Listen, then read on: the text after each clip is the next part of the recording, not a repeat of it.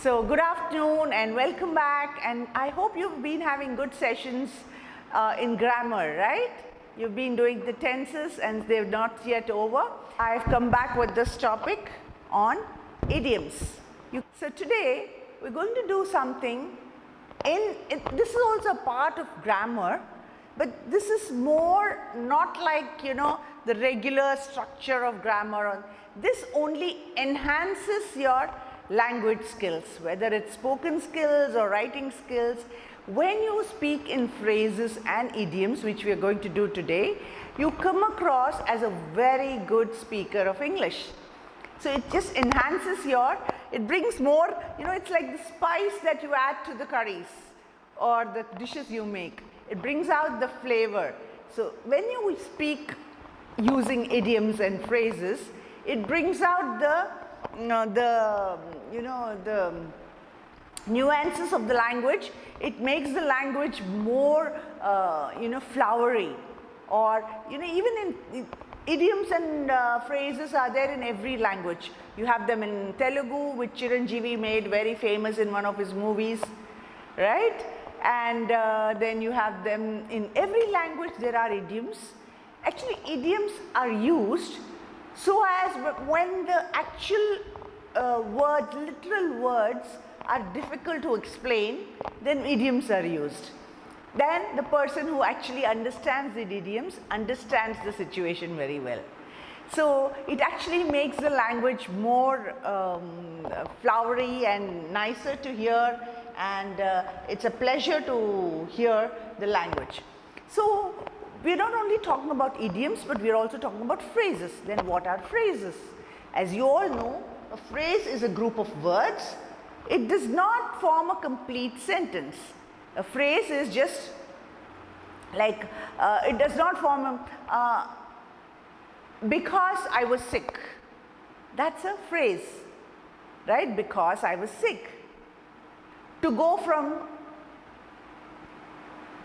So all these group of words are called phrases, and they do not, as I was saying, phrases and idioms make the language more flowery. They make it more imaginative, or they make it more, it's like, when you add spice to a dish, that's what happens when you add phrases and idioms to your language. So they're very good for speaking and writing, because you can write in simple sentences, but then there wouldn't be the same flavor when you write it with idioms. And these idioms and phrases can only be used by people who read a lot and who write a lot. So if you're the one who is speaking sentences using idioms or some phrases, you come across as a very good speaker of English. So phrases, again, as I was saying,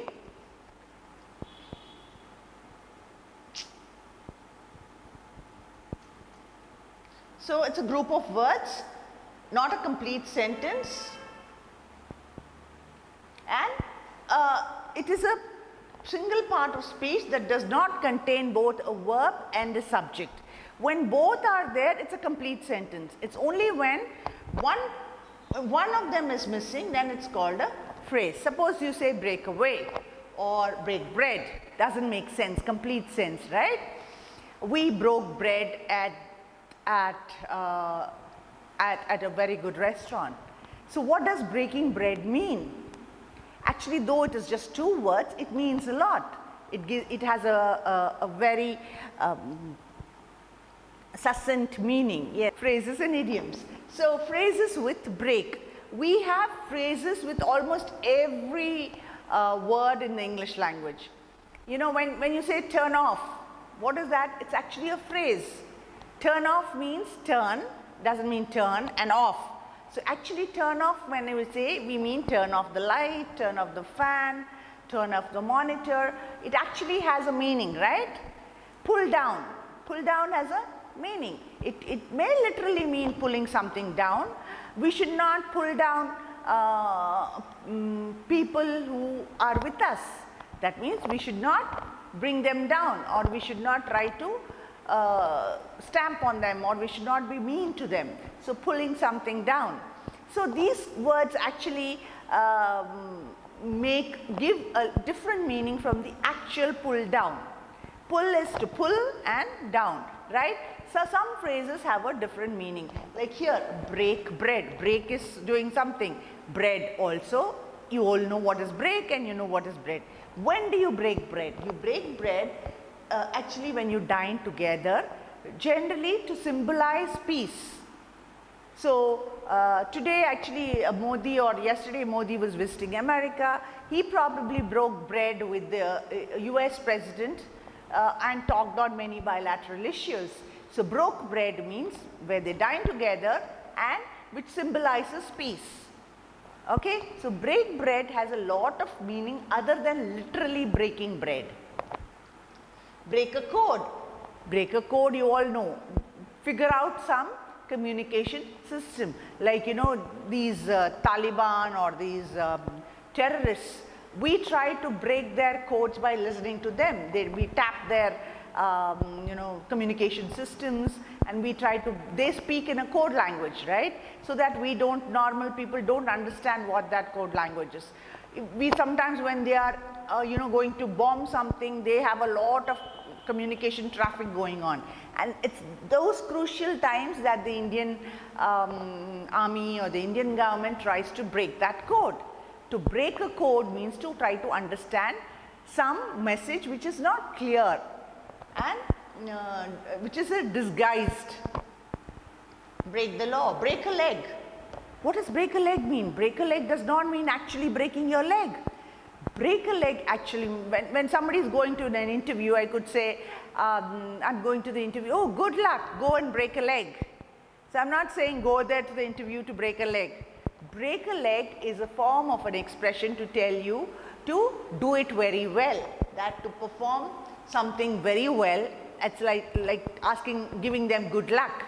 Okay, I have a performance in college tomorrow, great, I'm sure you'll break a leg. So it doesn't mean that you're going to actually literally fracture a bone or something. It actually means where you will perform very well. It's sort of a good luck phrase. Break a habit. You all know that what break a habit means. You don't literally break a habit, right? Break a habit is something that you've been doing a long time, you try to stop it. So something that you do regularly. Break a story. When you say break a story, oh, breaking news, breaking news. So what does breaking news mean? Breaking news is not that the news is broken, right? It means that it has come out for the first time on some channel. So they will put those breaking news headlines. Every channel wants to be breaking a news or break a story. So breaking a story is when you come out with some story for the first time. And break away. Break away is to separate from the group. Okay? Break one's back. Break one's back is when you do a lot of hard work. That was, we were actually shifting our house last week, and that was back-breaking work. So back-breaking work means something that requires a lot of effort, which is hard work. Break off, stop something. Break open. So the thieves tried to break open into the house when they were away. So break open is to forcibly open. And break out in tears when somebody, okay, I was trying to pacify my friend when she broke out in tears. So broke out in tears or break out in tears means to suddenly start crying. So see how just the word break, when you add it with other words like break out, break in, break up, break up. So what do you mean break up? You all know the meaning of the word break up, right? Which means to separate from someone. Today there are a lot of breakups happening in marriages or friendships. And some more phrases with take. Take up the issue. What does take up means? Take it up literally? No. Take up an issue means to bring something up, to talk about that issue to someone else. Take aback. I was taken aback when I saw that the road was flooded and I couldn't drive through. Take aback, shocked, surprised. The bad news took us aback. Take after. When you take after something or someone, it means you look like them, right? I take after my mother, most probably. So that means I look a lot like my mother. So it could be, if somebody is tall, you could say he takes after his father, he was very tall. So it means he is tall because his father was also tall. So these are some of the phrases. There are so many, and it's not possible to get all the phrases at one go.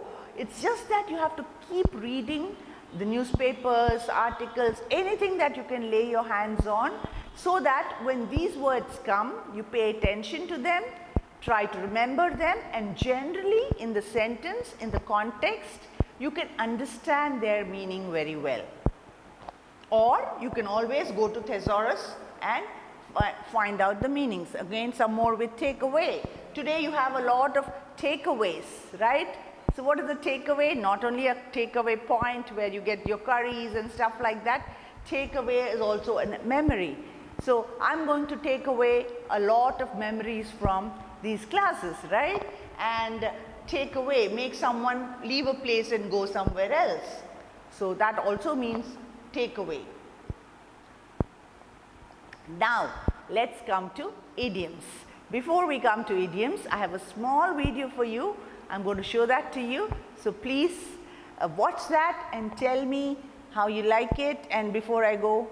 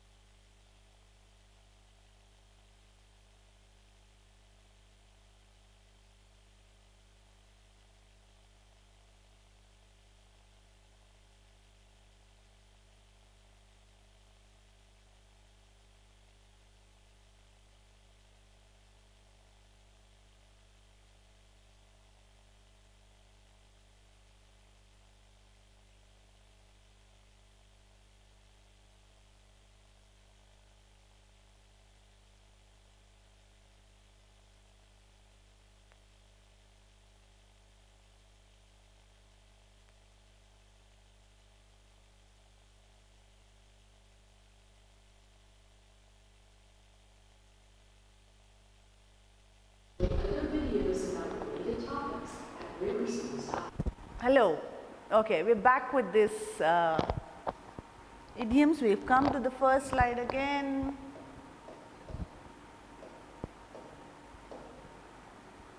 So idioms.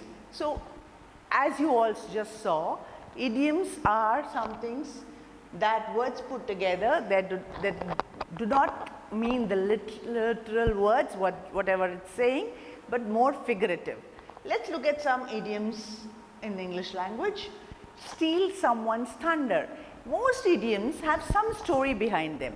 Actually, that's how they started. If you say, how did we get the proverb in Telugu also, probably there was some story or some background to those idioms, right?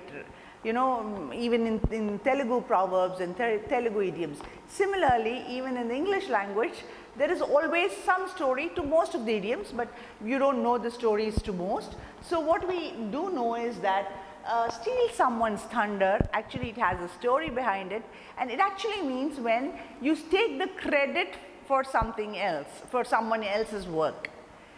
Okay, actually she acted very well, but in the movie, I don't know, in the movie Titanic, Kate Winslet acted very well, but who's the other fellow? Leonardo DiCaprio acted very well, but Kate Winslet stole the thunder. She was given the Oscar for Best Actress. So what does it mean, stealing someone's thunder? It actually means taking the credit for somebody else's work. So this is actually, I believe in those days, earlier days, there were, when there were no movies and no entertainment was generally plays. And during these plays, most of the plays were also, not without any dialogues, or silent plays in the beginning and then some with some dialogues. And one of the playwright, Dennis, he wanted to make a play and he wanted the sound of thunder for that play.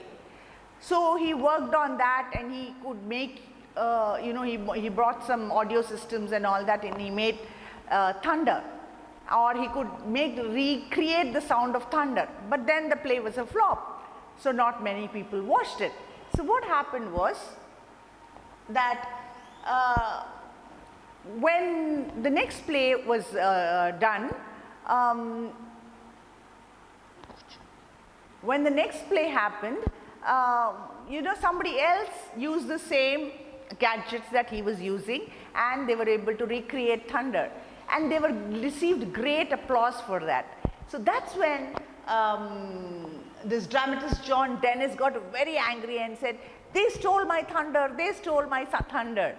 Actually, they stole, the story got around, and then from then on, stealing someone's thunder means taking somebody credit, not doing something, or taking someone else's credit. So I believe that's how that story came about, of the idiom stealing someone's thunder came around. So I think there are some stories, white elephant. You must have heard, oh, he's a white elephant. Or I have an old vintage car, which I rarely use because it's a white elephant. So what does a white elephant mean? White elephant is something that takes a lot of effort to keep it going. Like, old cars, vintage cars, you have to maintain them, you have to get them serviced, and petrol or diesel, whatever they use, petrol mostly, they use a lot of it, and you don't get those parts very easily. You have to spend a lot to maintain that. So elephants are actually eat a lot, right? They do very less work if you really don't have much hard work to do. But then to maintain that, you have to use a lot of resources or raw materials go into it. So that's why when they say white elephant, it means something that takes in so much input and hardly any output. So again, legend has it, that's how did this word, this white elephant come about? I believe the king of Siam, which is now Thailand, he actually had this habit of whoever he wanted to punish, he would nicely present them with a white elephant.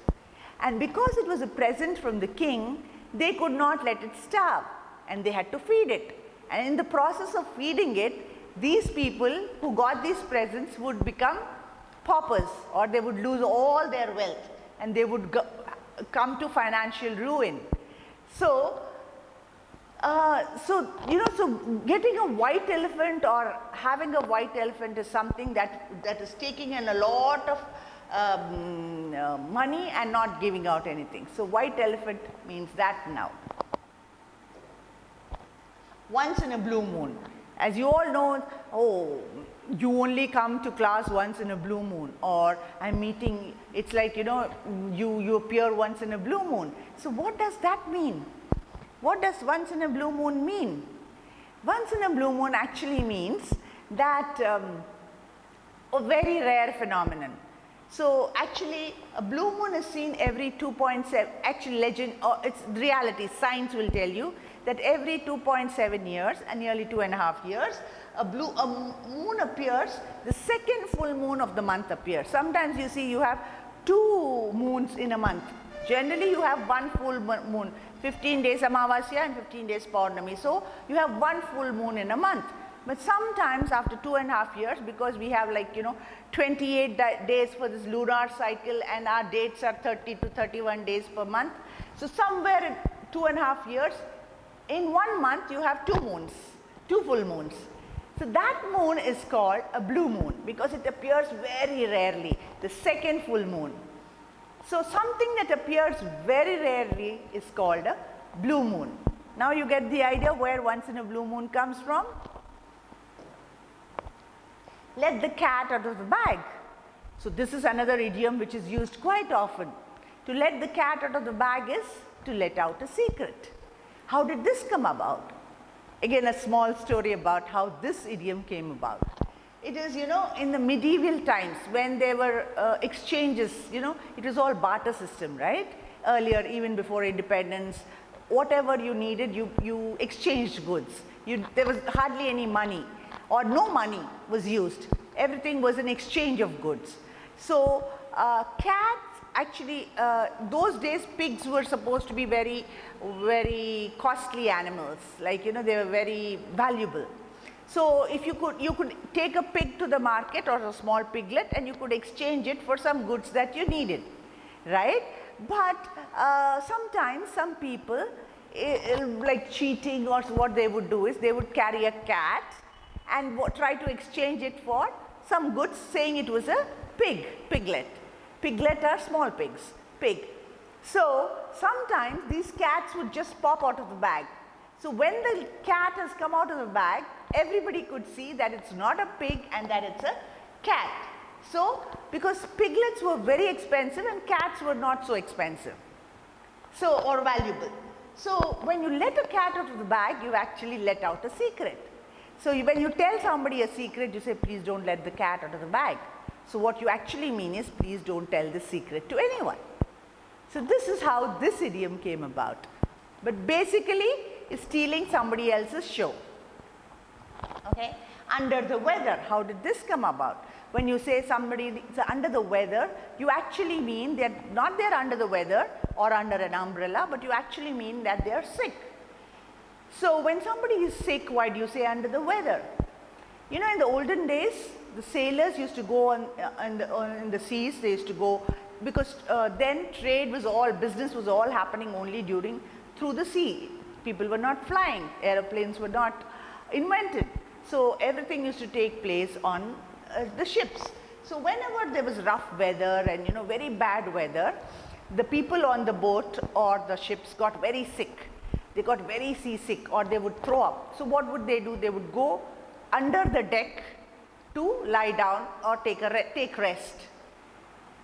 So, the boats would probably be on automatic steering, or they would just hold it still so that till the storm passes off. So, to avoid getting seasick on rough weather. So, literally those cabins were generally, if you see boats, you can see that the cabins, you don't see cabins outside, the cabins are generally under the deck. So, those people used to go under the deck to take rest. So, because of the weather was very bad. So, whenever somebody says under the weather, it means they are sick. So, why didn't you come to college? I felt a little under the weather. That means I felt a little sick, or I was a little under the weather. That means I was a little sick. Yes.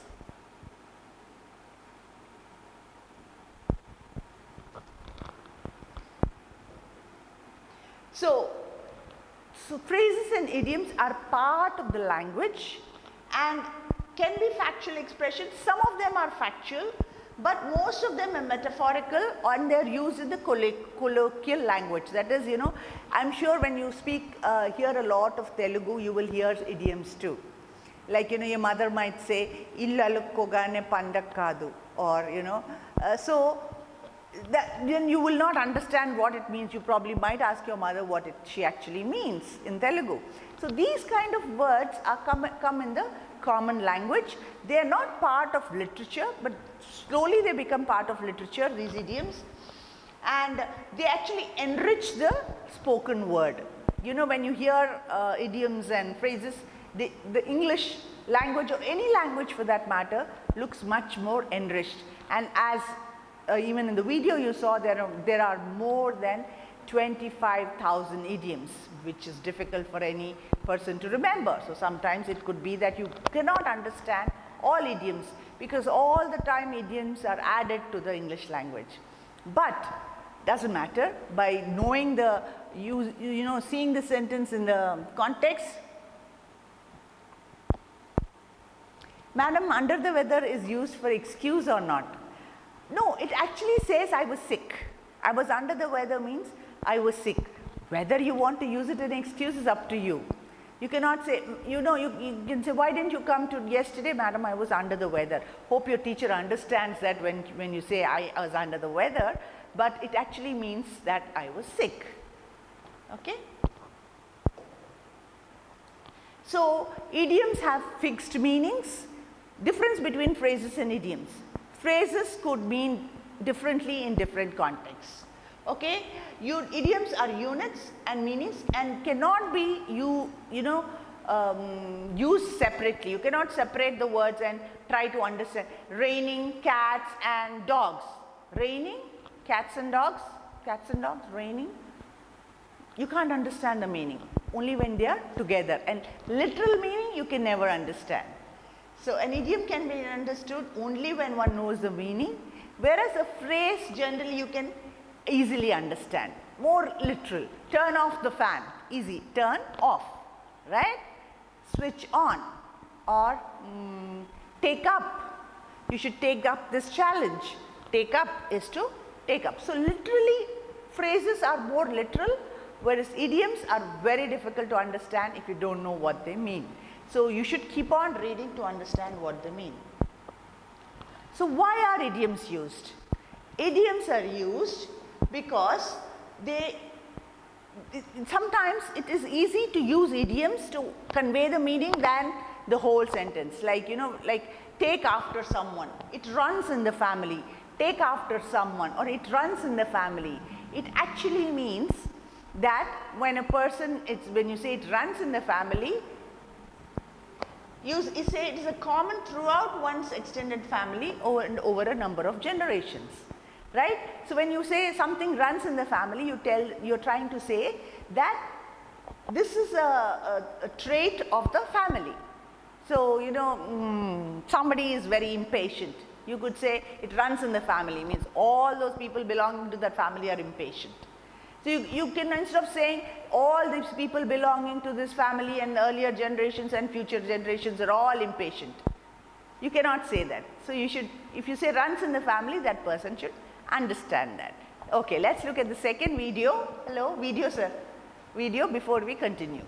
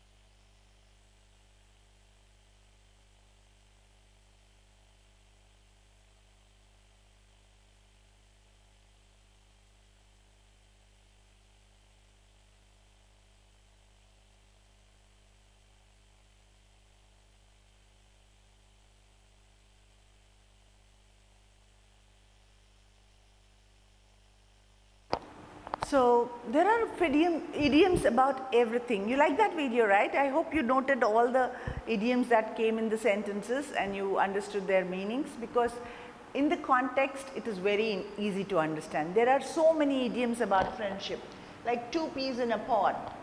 What is a pod? You know this batani, right? They come in a pod. So two peas, like most of the peas in that pod are all alike. Like two peas in a pod means very similar. Strike up a friendship, to become friends. To be as thick as thieves is to be very close. To see eye to eye with someone is also to be friendly, agree with someone. To bury the hatchet means to end a quarrel. To clear the air, not to have any misunderstanding. To build bridges, to have Modi is having a meeting with Joe Biden today in America. He is trying to build bridges. So a shoulder to cry on, someone who you can listen to your problems. Birds of a feather flock together, people of one kind join together, right? To get on like a house on fire, to get on very well with someone. Oh, I saw my friend after a long time and we got on like a house on fire, means we get on very well with each other. To speak the same language, literally it also means speaking the same language, but figuratively when you say we speak the same language, that means if you like some movies and your friend also likes the same movies, that means you have the same likes and dislikes, or values and opinions. To get on swimmingly is to get on well with someone. To know someone inside out is to know someone very well. So these are some of the and what is a proverb? A proverb is something, generally idioms do not make a whole sentence, but proverbs have, idioms come as part of a sentence. They are not sentences on their own, but proverbs can be told as a complete sentence, like, don't cry over spilled milk. Those who live in glass houses shouldn't throw stones, or a stitch in time saves nine. These are proverbs. They have a complete meaning on their own, right? So that's the difference between idioms and proverbs. So English proverbs, the more English proverbs, the early bird catches the worm. That is, if you're early, you'll be successful. There is no time like the present. Every cloud has a silver lining. After every difficult situation, there is a fruit at the end. Or a friend in need is a friend indeed. A watched pot never boils. I mean, if you're careful about something, you will never lose it, or something like that. One man's trash is another man's treasure, right? So not everybody has the same values, or what one person doesn't like may be liked by somebody else. One person doesn't value may be valued by somebody else. That's why they say one man's trash is another man's treasure. So more English proverbs. Curiosity killed the cat. When in Rome, do as the Romans do. Better late than never. Don't bite the hand that feeds you. I think by looking at the pictures, you should be able to tell what they mean, most of them. Otherwise, look it up if you really don't understand. There are so many idioms about, about parts of the body also, like, we break an arm and a leg. What did it mean? It meant something that is very expensive. Okay, break an arm and a leg also means something that is, go break a leg. Break a leg means good luck. But break an arm and a leg means something that is, I had to break an arm and a leg to get a smart TV. That means I had to spend a fortune, spend a lot of money to get a smart TV. So those are, parts of the body also are used as proverbs, like, have your nose in the air. Somebody who has a very snobbish attitude. Keep your nose clean, don't get into any trouble. On the nose, exactly at that time. Right under one's nose. You looked everywhere, right, except right under your nose. Sometimes you look everywhere, but don't look at your nose. So under your nose, something that's right in front of you, you miss it. So it's no nose of my skin or your skin. Then the outcome will not affect me. Stick your nose into something. Don't stick your nose into my business. Don't stick your nose into my affairs. Powder one's nose. I want to go to powder my nose means I'm going to the washroom. Keeping one's nose to the grindstone. That is, work hard at something. Have a nose for. He has a nose for trouble. That means whenever there's going to be trouble, he can smell it, or he knows beforehand where there's going to be trouble. The police always have a nose for trouble. They know exactly where the trouble is going to take place. So these are some idioms. There are more idioms, but we do not have the time. So we will just quickly go through some of them. And I suggest you look at your smartphones, look at some idioms. We'll quickly go to the quiz part and see if you can get these right. To keep the wolf away from the door. So what is it A, B, C or D? Give me answers very quickly. Keep the wolf away from the door. Is it to keep alive, to keep away, to hold difficult and dangers in check, to keep off an unwanted and undesirable person?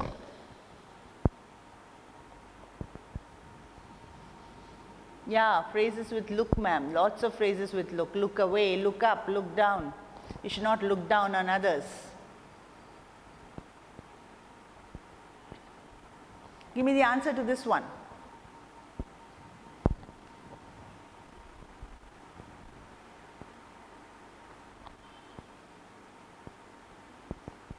Quickly.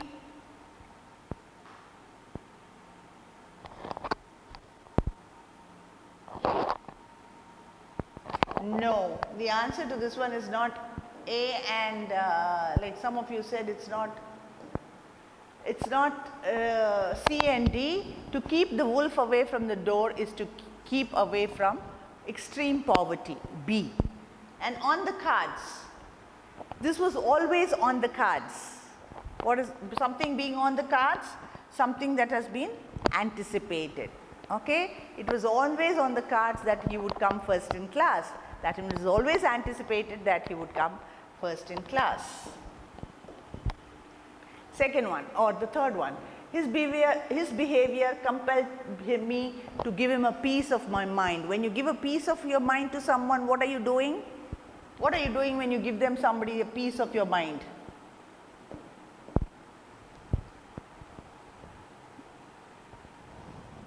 Scold him. By fits and starts, to do intermittently and irregularly. So these are the answers. I'm actually not waiting long for you people to answer, but try and answer them also. Black sheep, what does black sheep? He's the black sheep of the family. What does it mean? I think I gave away the answer in that. Black sheep of the family is a person, unworthy person in the family or group, with open arms. So, warm. She invited me with open arms. Means a very warm invitation. To give oneself airs, what does that mean? Or to give oneself airs, what does that mean? Behaving arrogantly. Because of his misbehavior, he is bound to face the music. When you say because you were late, you have to face the music, what does that mean? It means get reprimanded. That means you will have to face the consequences. Face the music is face the consequences. Oh, ninth one. To make a clean breast of, what does that mean? Clean breast of something is to confess without reserve. He has the gift of the gab. What does gift of the gab mean? Gift of the gab means he is a good conversationalist. That means somebody who can speak very well.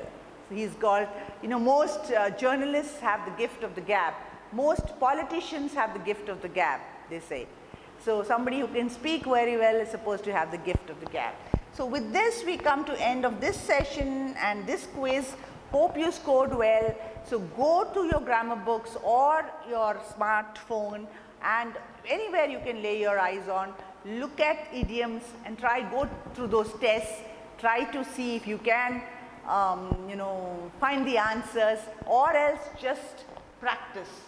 Pay attention when you're reading and use them in speech whenever you can, and practice, practice, practice. That's the only thing you can get better at idioms or phrases or proverbs is by practicing. First understand them correctly and then learn to use them in your speech. Okay, bye for now. See you in the next class. Bye.